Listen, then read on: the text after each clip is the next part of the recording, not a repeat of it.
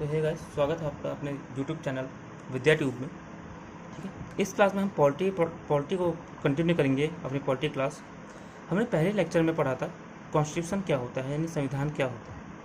इसके अलावा हमें पॉलिटी का में पढ़ा था कि पॉलिटी क्या होती है, और साथ में हमने पढ़ा था why do we need constitution, यानी कि कॉन्स्टिट्यूशन की हमें ज़रूरत क्यों होती है। ओके, आज हम अपने उसी टॉपिक को आगे बढ़ाते हुए पढ़ते हैं। ठीक है, तो शुरू करते हैं अपनी क्लास कॉन्स्टिट्यूशन से ही। एक बार रिवाइज करते हैं या और उसमें डीपली थोड़ा सा जाते हैं। तो कॉन्स्टिट्यूशन में क्या होता है, कलेक्शन ऑफ बेसिक प्रिंसिपल्स होते हैं और पॉलिसीज होती हैं। ठीक है, पॉलिसीज यानी नीतियाँ, और प्रिंसिपल मतलब आधारभूत सिद्धांत। तो जो कोई भी देश के जो आधारभूत सिद्धांत हैं, बेसिक प्रिंसिपल्स हैं या बेसिक पॉलिसीज़ हैं, उन सबका कलेक्शन या कंपाइलेशन क्या कहलाता है, कॉन्स्टिट्यूशन में होता है, कॉन्स्टिट्यूशन कहलाता है। ठीक है, और अगर देखें तो कॉन्स्टिट्यूशन क्या होता है, कॉन्स्टिट्यूशन कहीं ना कहीं किसी जिस देश का कॉन्स्टिट्यूशन है उस देश की मैं बात कर रहा हूँ। कॉन्स्टिट्यूशन देश का सबसे सुप्रीम लॉ होता है। ठीक है, सबसे क्या होता है, supreme law of a country. ठीक है, यानी देश का सबसे सर्वोच्च कानून कौन सा होता है, हमारा संविधान होता है, कॉन्स्टिट्यूशन होता है। ठीक है, इसके अलावा अगर हम और एक पॉइंट की बात करें तो कॉन्स्टिट्यूशन को क्या मिलती है, कॉन्स्टिट्यूशन को लीगल रिकॉग्निशन मिलती है। ठीक है, यानी ये कानूनी रूप से मान्यता प्राप्त होता है। अगर कोई भी कॉन्स्टिट्यूशन में को कानूनी मान्यता प्राप्त नहीं है तो संविधान नहीं कहलाएगा। ठीक है, वो संविधान लागू ही नहीं होगा, वो संविधान कहलाएगा नहीं। अगर किसी भी देश का संविधान लागू हुआ है, वो संविधान उसे कहा जा रहा है, तो हमेशा याद रखना वो उस देश का सबसे सर्वोच्च कानून होगा, यानी कि उससे ऊपर कोई भी कानून नहीं होंगे। ओके, तो ये हो गया हमारा कॉन्स्टिट्यूशन के कुछ मेन टॉपिक। ठीक है, अब इसके बाद बात करते हैं हम इम्पोर्टेंस ऑफ द कॉन्स्टिट्यूशन। ठीक है, जो हम कल पढ़ रहे थे why do we need constitution, उसी को हम आगे बढ़ाते हैं। Importance of constitution. ठीक है, यानी संविधान का महत्व।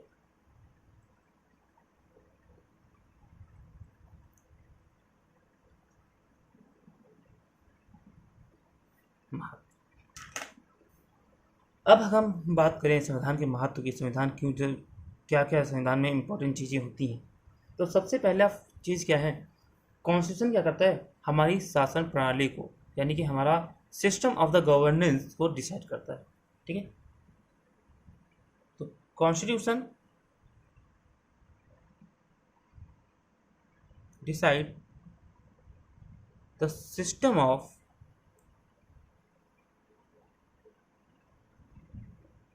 Governance of a country. ठीक, यानी कि ये क्या कर रहा है, हमारी शासन प्रणाली को क्या कर रहा है, डिसाइड कर रहा है, निश्चित कर रहा है कि हमारी शासन प्रणाली कैसी होगी, यानी कि शासन प्रणाली को तय करता है। फॉर एग्जाम्पल कैसे, तो देखो कई सारे देश होते हैं जहाँ पे क्या होता है, डेमोक्रेसी होती है। ठीक है, और कई सारे ऐसे भी देश होते हैं जहाँ पर क्या होता है, मोनार्किक सिस्टम होता है, यानी मोनार्कल सिस्टम होता है। ठीक है, मोनार्कल सिस्टम होता है, यानी डेमोक्रेसी और मोनार्कल। डेमोक्रेसी को हम हिंदी में क्या कहते हैं, लोकतंत्र, है ना, और मोनार्कल मतलब राजतंत्र। ठीक है, यहाँ पर क्या होता है, लोगों का शासन, और यहाँ क्या होता है, राजा या फिर रानी का शासन होता है। ठीक, तो कौन से देश में डेमोक्रेसी होगी, मतलब देश में डेमोक्रेसी है या देश में मोनार्कल सिस्टम है, इस चीज़ को डिसाइड कौन कर रहा है, तो हमारा कॉन्स्टिट्यूशन। ठीक है, कौन कर रहा है, हमारा कॉन्स्टिट्यूशन। जैसे एग्जांपल और लें तो हमारा, अगर हम इंडियन कॉन्स्टिट्यूशन की बात करें, ठीक है, हम किसकी बात करते हैं, इंडियन कॉन्स्टिट्यूशन की बात करें, तो इंडियन कॉन्स्टिट्यूशन का जब आप प्रेम्बल पढ़ते हैं यानी प्रस्तावना पढ़ते हैं, तो उसमें एक वर्ड आता है डेमोक्रेटिक, यानी लोकतांत्रिक, है ना। तो ये क्या बता रहा है कि हाँ, हमारा देश जो भारत है उस देश में क्या होगा, democratic form of the government होगी। आई बात समझ। ऐसे अगर ब्रिटेन का संविधान पढ़े, ब्रिटेन का कॉन्स्टिट्यूशन पढ़े, तो उसमें हमें मोनार्कल सिस्टम या पार्लियामेंट्री सिस्टम टाइप में पता चलता है कि हाँ, वहाँ पर राजा या फिर रानी होते हैं। ओके, समझ में आगे आया हो गया टॉपिक, ठीक है। अगर नहीं समझ आया तो एक बार पीछे फिर से बैक करके आप देख सकते हैं, ठीक है। इसके अलावा सेकंड पॉइंट क्या है इसमें, importance of the second importance क्या है इसकी, तो ये क्या करता है, कॉन्स्टिट्यूशन क्या करता है हमारा, कि डिसाइड करता है the nature of polity, nature of polity को डिसाइड करता है, ठीक है। नेचर ऑफ पॉलिटी यानी कि राज व्यवस्था की प्रकृति, ठीक है। यानी हमारी राज व्यवस्था कैसी होगी, हमारी राज व्यवस्था की प्रकृति कैसी होगी, नेचर कैसा होगा, इस चीज़ को डिसाइड कौन करता है, कॉन्स्टिट्यूशन यानी कि संविधान, ठीक है। तो राज व्यवस्था की प्रकृति मतलब क्या, इसका मतलब क्या कि राज व्यवस्था कैसी हो। तो देखो, कोई भी देश होंगे, इस पूरे दुनिया में जितने भी देश हैं, ठीक है, वहाँ पर जो राज व्यवस्था है वो 3 आधारों पर चल रही है, ठीक है। पहला कौन सा है, तो एकात्मक यानी कि यूनिटरी, दूसरा फेडरल यानी संघात्मक, और तीसरा क्वासी फेडरल। ओके, तो पहला क्या है, यूनिटरी यानी कि एकात्मक। ओके, देन सेकंड क्या है हमारा, फेडरल यानी कि संघात्मक। Okay, and then last is quasi federal यानी कि अर्ध संघात्मक, ठीक है। और गाइस एक रिक्वेस्ट है, राइटिंग मत देखना, मैं बोल रहा हूँ, आप अपने आप से नोट्स बना सकते हैं, ओके। और टेलीग्राम चैनल का मैं लिंक दे दूँगा, उसमें आपको मैं साफ राइटिंग में नोट्स प्रोवाइड करा दूँगा, वहाँ से आप देख सकते हैं। बाकी मैं जो बोल रहा हूँ आप उसमें नोट्स बना सकते हैं कॉपी पेन से अपनी राइटिंग में, ठीक है। आई नो मेरी राइटिंग अच्छी नहीं है ज़्यादा, तो उसको प्लीज़, ठीक है। तो टॉपिक पे आते हैं, यूनिटरी यानी एकात्मक। एकात्मक व्यवस्था क्या होती है, देखो अगर हम जापान की बात करें तो जापान में क्या है, सेंट्रल गवर्नमेंट जो है सबसे ज़्यादा पावरफुल है, ठीक है। वहाँ के स्टेट गवर्नमेंट के पास ज़्यादा पावर नहीं है, वहाँ पर हमेशा किसके पास पावर है, ज़्यादातर सेंट्रल गवर्नमेंट का पावर, ठीक है। तो वहाँ पे क्या है, कहीं ना कहीं सेंट्रलाइजेशन ऑफ द पावर हुआ है, यानी शक्तियों का केंद्रीकरण किया गया है, ठीक है। मान लीजिए कई सारे जो मान लीजिए ये जो स्टेट सेंटर है हमारा, ठीक है, तो ज़्यादातर पावर कहाँ गई है, सबसे ज़्यादा पावर किसके पास है, सेंटर के पास, यानी कि पावर का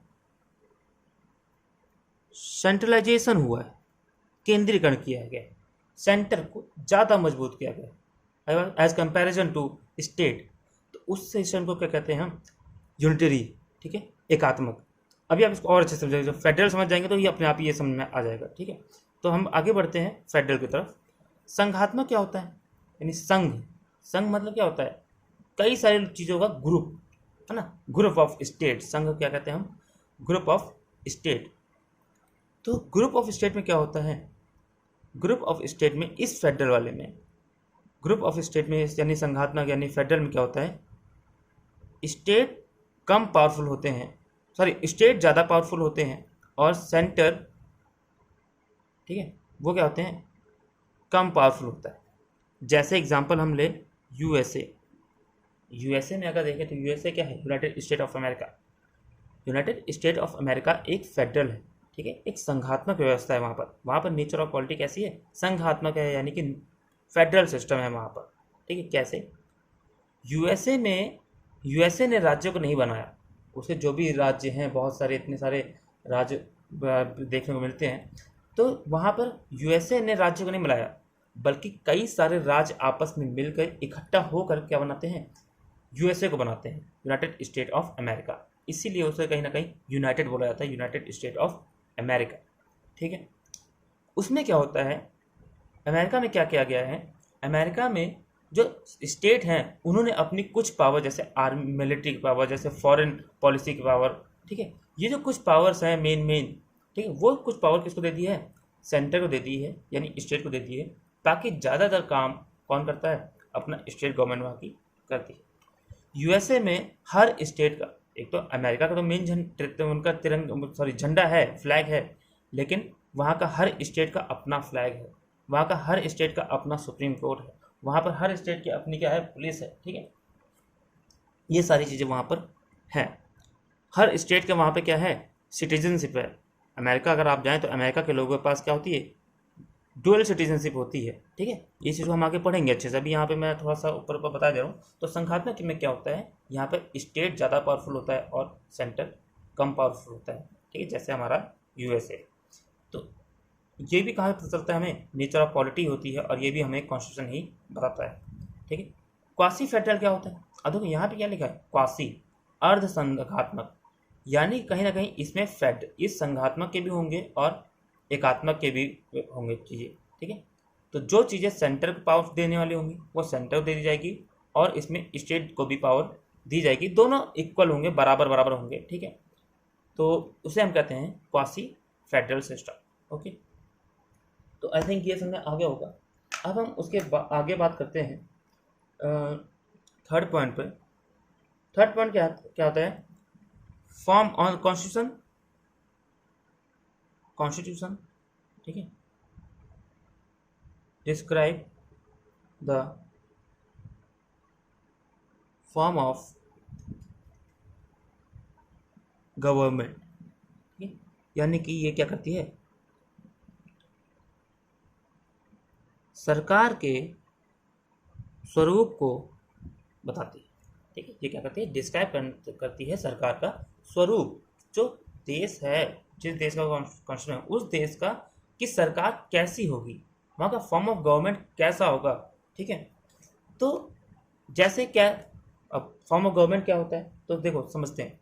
इस पूरी दुनिया में मेन 3 तरह के क्या होते हैं, फॉर्म ऑफ गवर्नमेंट पाई जाती है, यानी जो सरकार के रूप होते हैं, वो स्वरूप होते हैं, वो 3 तरह के मेन पाए जाते हैं। पहला पार्लियामेंट्री,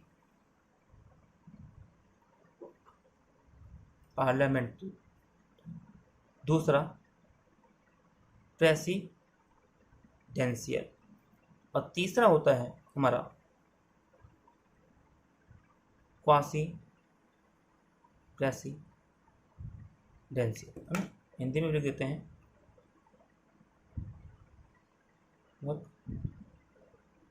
अध्यात्मक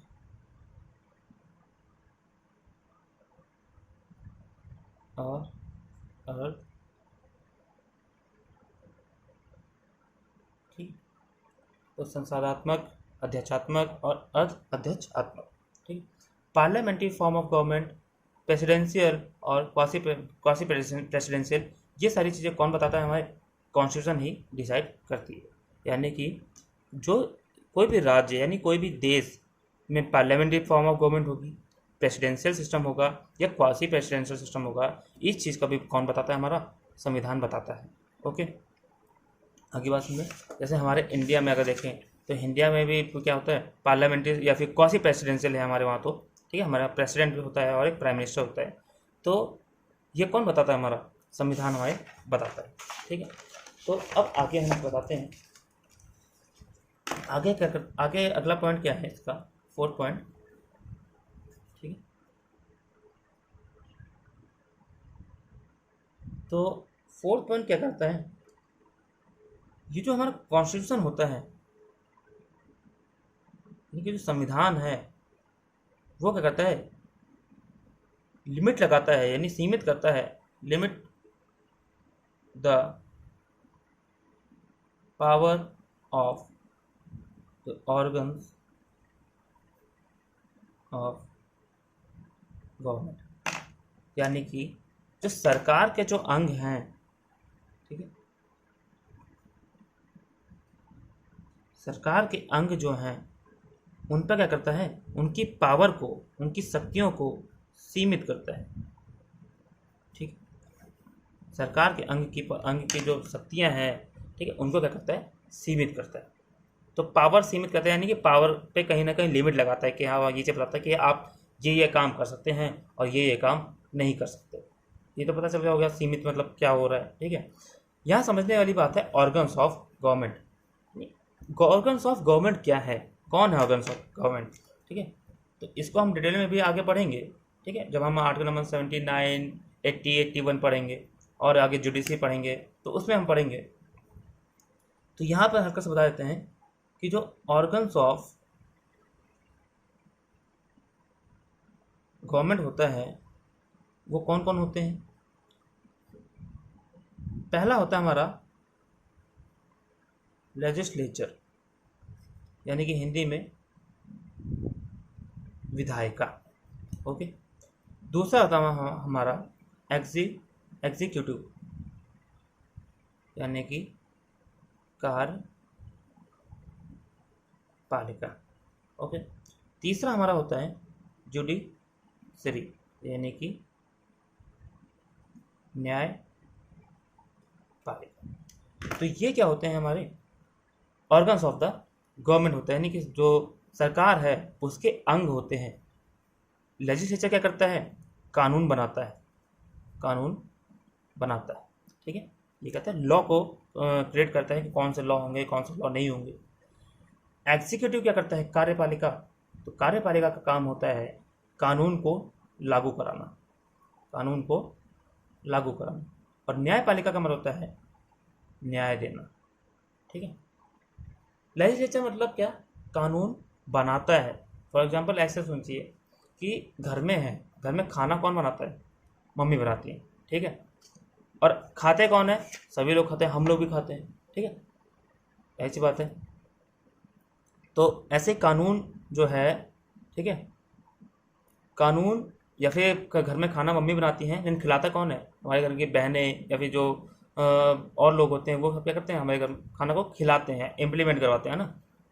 और जब नहीं खाते हैं, मना करते हैं, तो जो फादर होते हैं वो क्या करते हैं, वो न्यायपालिका का काम करते हैं, 2 डंडे लगाते हैं, अपना आप खाना हम खा लेते हैं, है ना।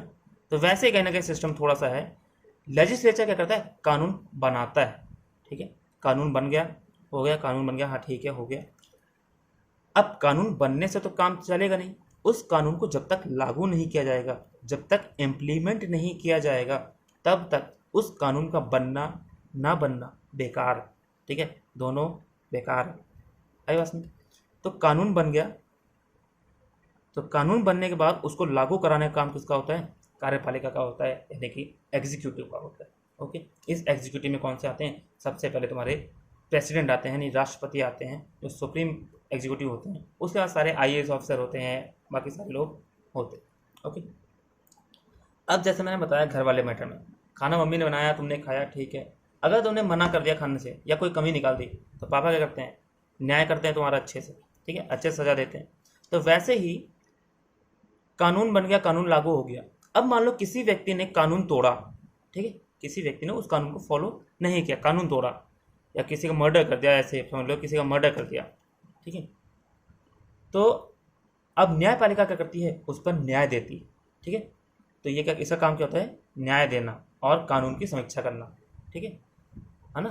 पापा क्या करते हैं, घर में जो खाना होता है वो खाते हैं, हमें बताते हैं नमक कम है, ज़्यादा है, सब कुछ बताते हैं, तो वो समीक्षा कर रहे हैं। लेकिन अगर तुमने बता दिया तो तुम्हारी अच्छे से फिर न्याय मिलेगा तुमको, है ना। तो वो तो मजाक की बात होगी। खैर, वैसे ही कहीं ना कहीं न्यायपालिका भी क्या होता है, एक फादर का रोल अदा करता है। वो कानून की समीक्षा भी करता है ना, कि कानून सही बना है या नहीं बना, ये कॉन्स्टिट्यूशन के अकॉर्डिंग है या नहीं है, इसमें फंडामेंटल राइट्स का वॉलेशन हो रहा है या नहीं हो रहा। तो ये सारी चीज़ें कौन बताता है, न्यायपालिका बताता है।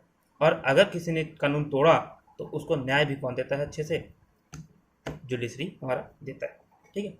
अब यहाँ पर क्या करता है, कॉन्स्टिट्यूशन इन सभी पर लिमिट लगाता है। मान लो कल को क्या हो, लेजिस्लेचर कानून बना रहा है और यही कानून लागू करने लगे, या जुडिशरी क्या होता है, कानून लागू करने लगे।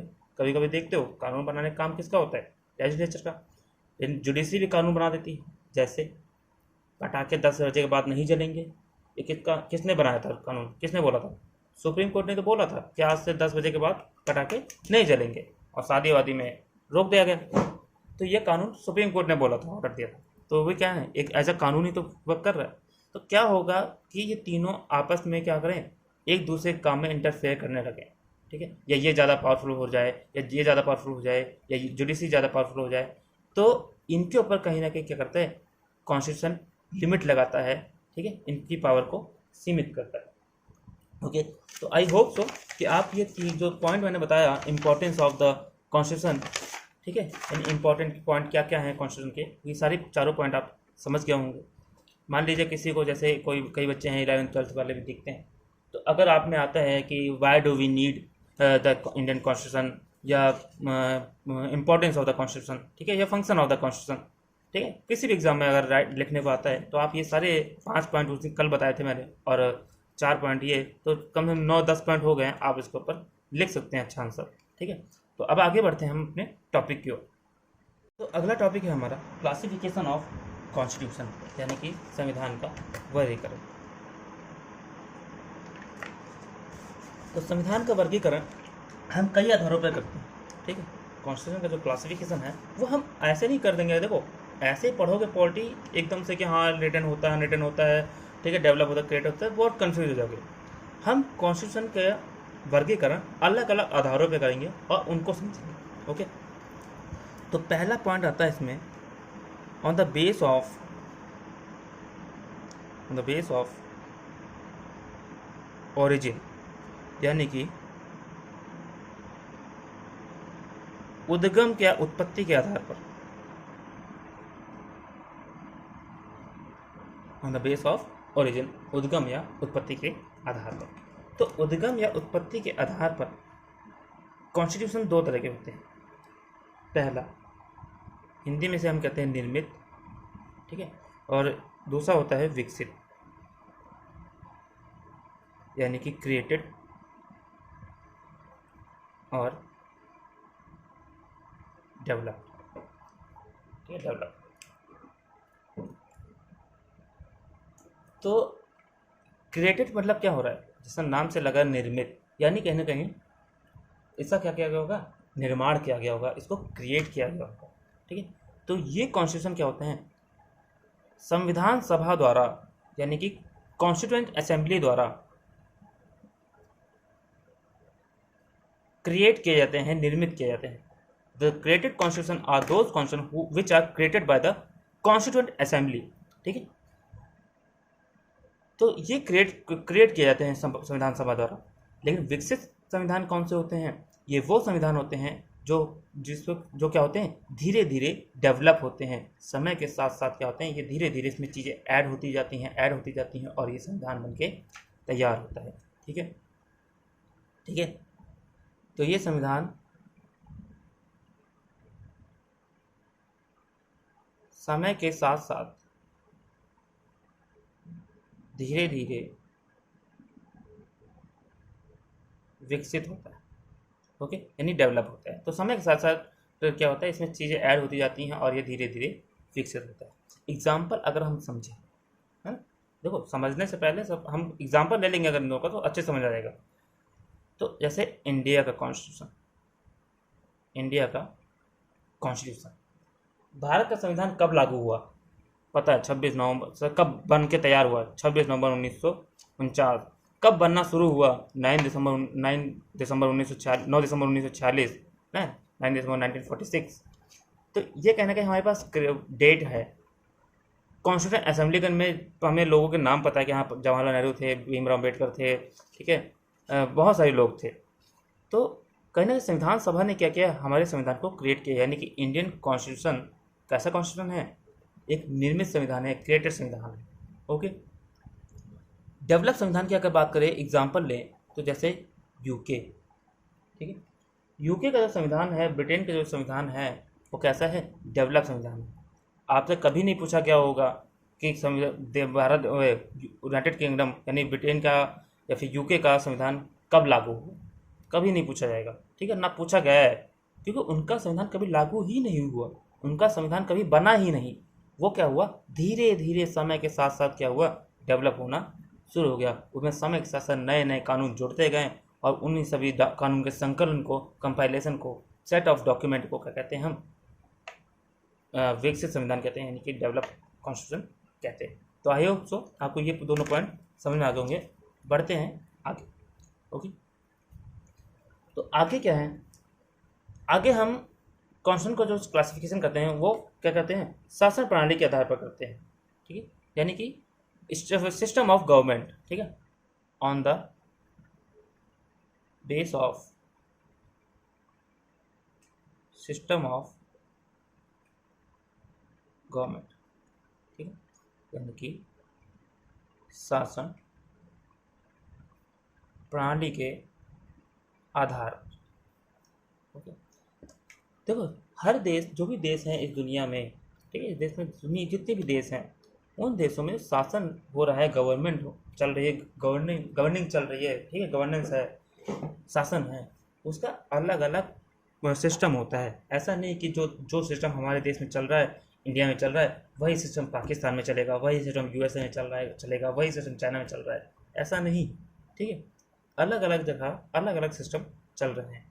और ये इस सिस्टम के आधार पर भी हम क्या कर सकते हैं, कॉन्स्टिट्यूशन को अलग अलग पार्ट में डिवाइड कर सकते हैं, क्लासीफाई कर सकते हैं।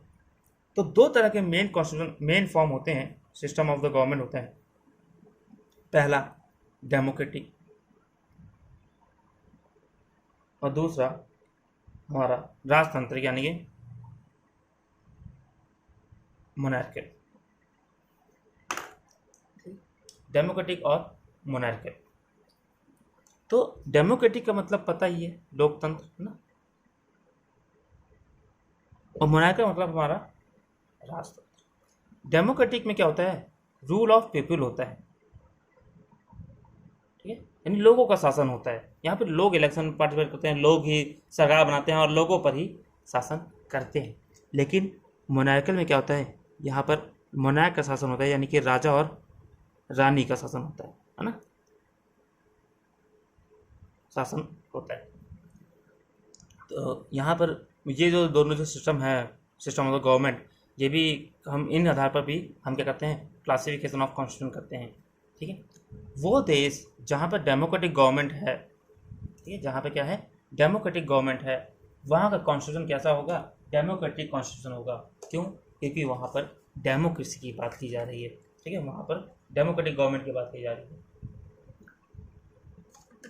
मोनार्कियल सिस्टम में क्या होगा, मोनार्कियल, वो देश जहाँ पर मोनार्कियल सिस्टम होगा, मोनार्कियल सिस्टम ऑफ गवर्नमेंट होगा, वहाँ का कॉन्स्टिट्यूशन क्या होगा, मोनार्कियल कॉन्स्टिट्यूशन होगा। क्यों? क्योंकि उस कॉन्स्टिट्यूशन में कहीं ना कहीं राजा और रानी की बात की जा रही होगी, उस कॉन्स्टिट्यूशन में मोनार्कियल सिस्टम की बात की जा रही होगी, उस कॉन्स्टिट्यूशन में राजा और रानी की पावर की बात की जा रही होगी। ओके, तो ऐसे जो गवर्नमेंट, ऐसे जो कॉन्स्टिट्यूशन होते हैं, ये वाले डेमोक्रेटिक कॉन्स्टिट्यूशन और ये वाले मोनार्कियल सिस्टम, मोनार्कियल कॉन्स्टिट्यूशन कहलाते हैं, यानी कि राजतांत्रिक संविधान, और वो ऊपर वाला लोकतांत्रिक संविधान। ओके, अब हम बात करते हैं इसके आगे, ठीक है। Third, nature of, on the base of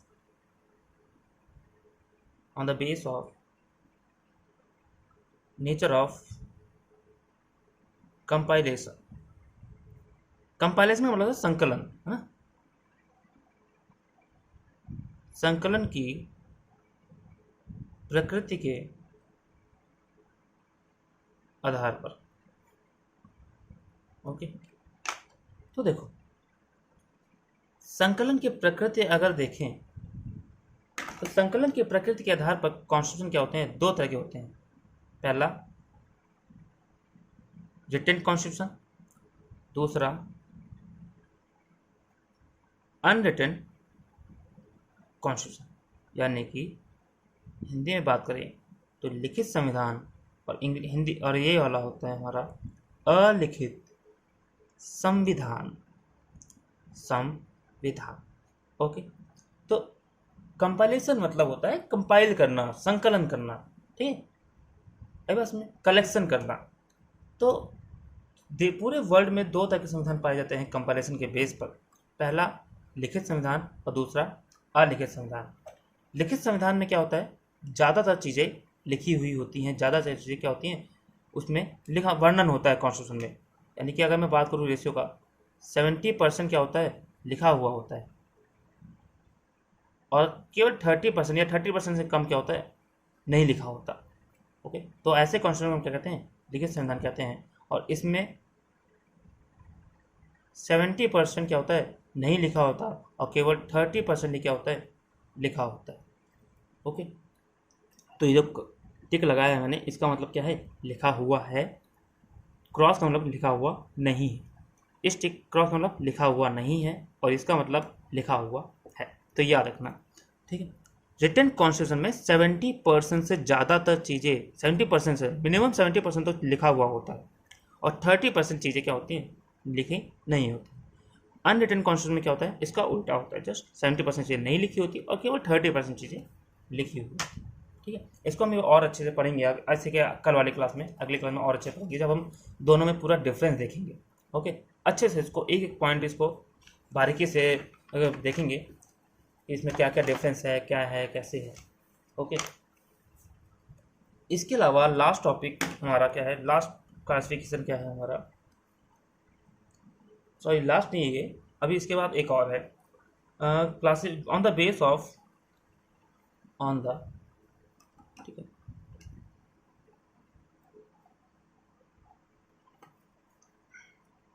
on the base of amendments. देखो हमारा कॉन्स्टिट्यूशन जो भी होते हैं, कि हमारा नहीं, हम पूरे देश, अभी देखो हम कॉन्स्टिट्यूशन पढ़ रहे हैं, अभी हम इंडियन कॉन्स्टिट्यूशन नहीं पढ़ रहे, ठीक है। इंडियन कॉन्स्टिट्यूशन को पढ़ने के लिए सबसे पहले हमें कॉन्स्टिट्यूशन को समझना पड़ेगा कि संविधान क्या होता है, संविधान कैसे है, क्या है, कौन कौन है, ठीक है, किस भूत का नाम है, किस चिड़िया का नाम है, किस परी का नाम है, ठीक है। ये सारी चीज़ें हम पढ़ रहे हैं, उसके बाद हम कॉन्स्टिट्यूशन पे आएंगे, अपने भारतीय संविधान पे आएंगे, ठीक है। तो on the base of amendment की बात कर रहे हैं। देखो कोई भी संविधान होता है उसमें अमेंडमेंट करना जरूरी होता है, क्यों कि संविधान लागू होता है उसके बाद काफ़ी समय तक वो चलता रहता है, लेकिन समय के साथ साथ सोसाइटी में क्या होता है, नई नई चीज़ें आती रहती हैं, ठीक है, नए नए बदलाव आते हैं, लोगों की सोच बदलती है।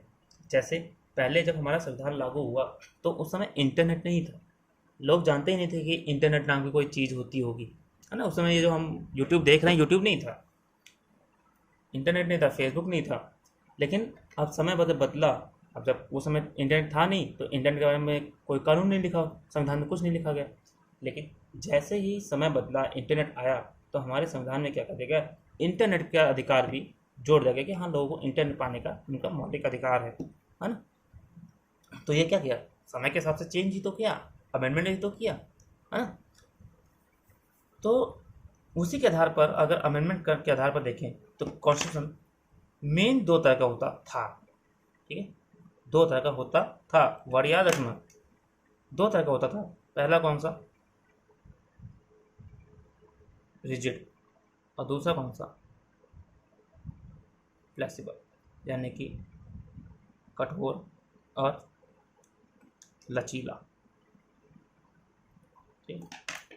कठोर मतलब बहुत कठोर, हार्ड, बिल्कुल जिसको आप मोड़ नहीं सकते आसानी से, है ना। अगर थोड़ा कैमरा हिल रहा है तो उसके थोड़ा सा इग्नोर करना, है ना, क्योंकि एक जो फ़ोन होल्डर है वो थोड़ा सा वायर वाला है, तो उसके वजह से थोड़ा सा वाइब्रेशन होती है जब लिखे वो टेबल वेबल हिलती है तो इसे भी हिलता है, तो प्लीज़ उसको इग्नोर करना। तो रिजिड कॉन्स्टिट्यूशन कौन से होते हैं, देखो अगर कॉन्स्टिट्यूशन में अमेंडमेंट करना यानी संशोधन करना, ठीक है, संशोधन के जो प्रोसेस है, संशोधन की जो प्रक्रिया है, वो अगर बहुत ज़्यादा हार्ड है, क्या है, हार्ड है, बहुत ज़्यादा हार्ड, ठीक है, तो वो संविधान क्या कहलाएगा, रिजिड कॉन्स्टिट्यूशन कहलाएगा, ठीक है। यानी कि आप कॉन्स्टिट्यूशन में कोई भी चीज़ अगर आपको चेंज करना है, अमेंडमेंट करना है, संशोधन करना है, तो आप वहाँ आपको बहुत ज़्यादा हार्ड प्रोसेस से गुजरना पड़ेगा, का कुछ आसान नहीं होता इसमें संविधान में संशोधन कर लेना, ठीक है। जैसे यूएसए का संविधान, कॉन्स्टिट्यूशन, ठीक है, यूएसए का कॉन्स्टिट्यूशन बहुत ज़्यादा हार्ड बनाया गया है, वहाँ पे आपको इतना आसान नहीं कोई भी चीज़ वहाँ पे बदल देना, यहाँ पे सुधार कर देना, ओके। वहीं पे फ्लेक्सिबल में क्या होता है, यहाँ पे अमेंडमेंट करना, अमेंडमेंट करना काफ़ी ज़्यादा क्या होता है, इजी होता है, काफ़ी ज़्यादा, बहुत ज़्यादा आसान होता है। देखो एक होता है बहुत ज़्यादा हार्ड है, इसमें क्या है, बहुत ज़्यादा हार्ड है, जितना सोच सकते हो उतना सोच लो हार्ड, ओके। और इसे क्या है, बहुत ज़्यादा फ्लेक्सिबल है, ठीक है। हार्ड ये मान लो लोहा, आयरन की तरह हार्ड है, ठीक है। और ये फ्लेक्सिबल क्या है, ये जो फ्लेक्सिबल है ये बिल्कुल एक जेल की तरह क्या है, बिल्कुल जेली हल्का सा करा वो तुरंत बेंड हो गया। ठीक है, तो जेली क्या होती है, जैसे पकड़ो जिधर मोड़ो उधर चली जाती है, फ्लेक्सिबल होती है बहुत ज़्यादा, जैसे रबड़ फ्लेक्सिबल होती है। तो इसमें क्या होता है, अमेंडमेंट करना बहुत ज़्यादा ईजी होता है। तो ऐसे कॉन्स्टिट्यूशन, ठीक है, अब बात करते हैं ये वाली कॉन्स्टिट्यूशन की। तो अगर कॉन्स्टिट्यूशन में संशोधन का प्रक्रिया यानी अमेंडमेंट का प्रोसेस बहुत ज़्यादा हार्ड है, बहुत ज़्यादा कठिन है, तो वो कॉन्स्टिट्यूशन क्या कहलाएगा, हमारा रिजिड कॉन्स्टिट्यूशन यानी कि कठोर कॉन्स्टिट्यूशन।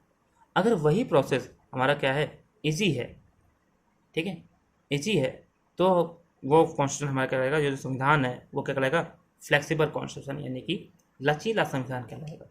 ओके, अब हम आगे बात करते हैं किसका, हम इसको भी आगे पढ़ेंगे जब हम कॉन्स्टिट्यूशन का क्या पढ़ेंगे, अमेंडमेंट पढ़ेंगे, ठीक है, अपने इंडियन कॉन्स्टिट्यूशन में। तो इसको भी हम अच्छे से पढ़ेंगे और देखेंगे, अगर टाइम मिला तो इसको और अच्छे से बताऊंगा वीडियो बना के। तो कॉन्स्टिट्यूशन 4 पॉइंट हो गया। 5वां पॉइंट क्या है, ऑन द बेस ऑफ आपका क्या कहते हैं, संघ के आधार पर, ठीक है, संघ को हम क्या कहेंगे, है ना। तो on the base of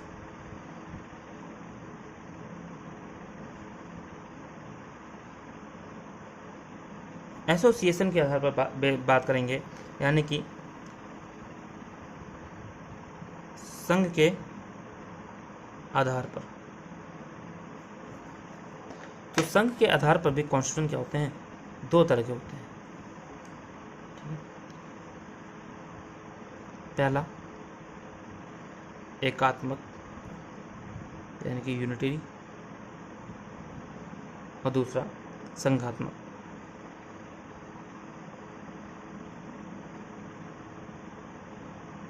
federal, ठीक है। तो दोनों मैंने अभी बता दिया। एकात्मक क्या होता है, यहाँ पे सेंट्रलाइज चीज़ें होती हैं, यानी पावर ज़्यादा सेंटर के हाथ में होती है, और संघात्मक में डिसेंट्रलाइज होती है चीज़ें, यानी कि पावर ज़्यादातर पावर किसके हाथ में होती है, स्टेट के हाथ में होती है, यानी राज्य ज़्यादा शक्तिशाली होते हैं। तो अगर कोई देश यूनिटरी है, एकात्मक व्यवस्था है वहाँ पर, ठीक है, तो वो वहाँ का जो कॉन्स्टिट्यूशन होगा वो भी क्या होगा, यूनिटरी कॉन्स्टिट्यूशन होगा, यानी एकात्मक संविधान होगा। क्यों, क्योंकि वहाँ पर सेंटर की बात ज़्यादा की जाएगी, वहाँ उस संविधान में सेंटर को ज़्यादा पावर दी जाएगी, ठीक है। अगर और वहीं कहीं कोई दूसरा देश वो क्या है, संघात्मक है यानी फेडरल है, तो वहाँ का संविधान भी कैसा होगा, फेडरल होगा। क्यों, क्योंकि वहाँ पर स्टेट को ज़्यादा पावर दी जा रही होगी। अब जाहिर सी बात है, संविधान को कैसे किन भागों में बांट रहे हैं, एकात्मक और संघात्मक। तो उसमें हम क्या देखेंगे कि हाँ सेंटर पावरफुल है, या उसमें ऐसा तो लिखा नहीं गया होगा कि हाँ ये संविधान जो है वो एकात्मक है, या ये संविधान क्या है, संघात्मक है, या ये संविधान रिजिड है, या ये संविधान क्या है, फ्लेक्सिबल है।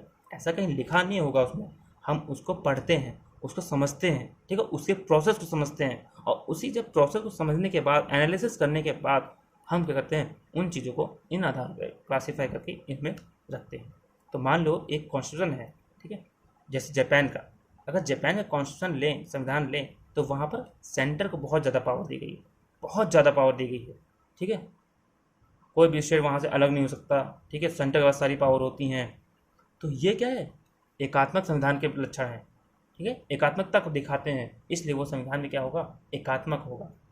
और अगर वहीं यूएसए के संविधान को देखें तो वहाँ पर स्टेट को ज़्यादा पावर दी गई है, ठीक है, जहाँ देखोगे वहाँ स्टेट की बात कर रहे हैं, स्टेट के पास ये होगा, स्टेट के पास फ्लैग होगा, स्टेट के पास सुप्रीम कोर्ट होगा, तो सारी चीज़ें स्टेट सिटीजनशिप हुआ है, ताकि सिटीजनशिप भी स्टेट के पास होगी, ठीक है। वहाँ अमेरिका में 2 डुअल सिटीजनशिप चलती है, 2 नागरिकता होती हैं। तो ये क्या दिखा रहा है, ये सब कहीं ना कहीं फीचर्स ही तो दिखा रहे हैं फेडरल के, ठीक है, स्टेट के ज़्यादा पावरफुल होने के। तो ये इससे क्या पता चलता है एनालिसिस करने के बाद कि हाँ ये जो संविधान है ये कैसा है, ये हमारा फेडरल संविधान है, यानी कि संघात्मक संविधान है, फेडरल कॉन्स्टिट्यूशन है, ठीक है गाइस।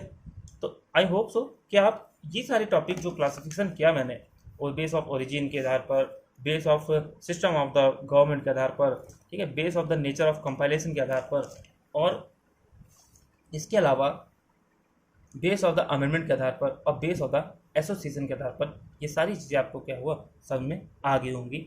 तो अब इसके बाद हम अगली क्लास में, ठीक है, हम आगे ज़्यादा नहीं बना रहे, नहीं तो वीडियो बहुत ज़्यादा लंबी हो जाएगी। तो अगली क्लास में हम किसकी बात करेंगे, लिखित संविधान और अलिखित संविधान के अंतर की बात करेंगे, और इसके अलावा हम इन दोनों की भी बात अच्छे से करेंगे। ठीक है, ठीक है। तो आलेखित लिखित संविधान के बीच अंतर पढ़ेंगे जो भी हमने पढ़ा था, और इन दोनों के बीच का डिफरेंस भी पढ़ेंगे। ठीक है, और कोशिश करेंगे रिजिड और फ्लेक्सिबल के बीच में हम अच्छे से एक बार रिवीजन करेंगे। ओके, तो गाइस आज के लिए बस इतना ही। ठीक है, बाकी वीडियो पूरी देखे, बिना स्किप करे देखेगा, और चैनल को सब्सक्राइब करिए, लाइक करिए वीडियो को, और अपने दोस्तों को शेयर करिए, ताकि हमें भी क्या हो, हमें भी वो क्या कहते हैं, एक मोटिवेशन मिलती रहे, है ना। मोटिवेशन, वह ध्यान नहीं आ रहा था, तो मोटिवेशन मिलती रहे। तो आप लोग वीडियो देखिए, शेयर करिए, सब्सक्राइब करिए, लाइक करिए, कमेंट करिए, और कुछ सजेशन दीजिए, जो डाउट हो आप तब इससे पूछ सकते कमेंट पर, नहीं तो मैं टेलीग्राम चैनल डालूंगा, आप उस पर पूछ सकते हैं, वहाँ पे आपको नोट्स भी मिलेंगे। ठीक है, तो टेलीग्राम चैनल ज्वाइन कर लीजिएगा। तो ठीक है, मिलते हैं फिर अगली क्लास में, है ना। तो तब तक के लिए गुड बाय, सी यू।